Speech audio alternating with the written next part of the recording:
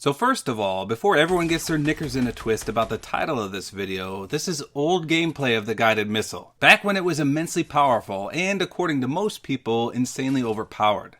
Now the new and improved guided missile has been lucilleed by the nerf bat of Negan. I just wanted to showcase the old guided missile in all its glory. So I'll be showing clips of me trying to dodge and weave incoming rockets, as well as utilizing them to scout enemies and of course reign supreme on some newbie boobies. Now the new and improved guided missile comes out tomorrow, July 31st. However, as mentioned, it's not just a copy and paste of the old version of this missile. A number of changes have been made that make the missile more of a scouting tool than a high damage threat. These changes include reduced movement speed, reduced turning radius, reduced damage, and reduced damage radius. Lastly, the ammo cap for rockets also applies to the guided missile, so you'll never see people with more than 12 rockets at a time. Now on paper, all these changes sound like smiles and sunshine. Everything that made the original guided missile intimidating and thus overpowered seemed to be nerfed into oblivion. I had a hard enough time controlling the original missile, so with it having reduced speed and turning radius, it should be a chore to get it to your intended destination. But the real question is, just how much is the damage and blast radius nerfed? This will definitely be the icing on the cake as to whether it'll be extremely annoying or just right.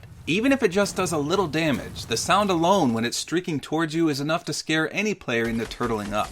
Now don't get me wrong here, I didn't mind the guided missile even in its prime. I avoided it a majority of the time at the expense of a lot of my materials. Now I myself think it should only be available in solo games. I remember it being almost impossible to counter if a duo or a squad possessed more than one of these. And even with a cap of 12 rockets, trying to outbuild incoming missiles every 10 seconds burns through your materials faster than a John Wick getting love tapped and building a moon base. Sure, it was easy to counter when you're in a single person engagement, but I recall situations where I was actively battling 2 to 3 people at once in solos, and then I died to some scallywag halfway across the map guiding some rockets straight up my butt crack. It didn't happen often, but when it did, it was thoroughly annoying. Now I'm fairly confident that the Epic developers will listen to feedback very closely in regards to this item. So if people deem it overpowered once again, they'll be quick to either vault it or nerf it further. I for one wouldn't mind the missile being made purely into a scouting tool that can hover and move slowly, but not able to deal any damage. Of course, I don't know if anyone would utilize this as much though. I use the old version to scout quite a bit, so there is some tactical use for sure.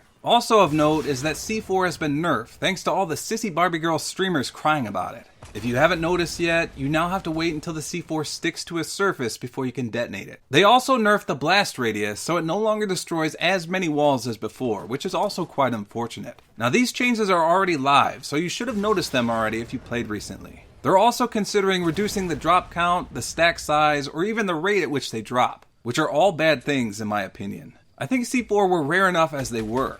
I never found more than 8 in a single match, with the majority of games only finding a single stack of 4.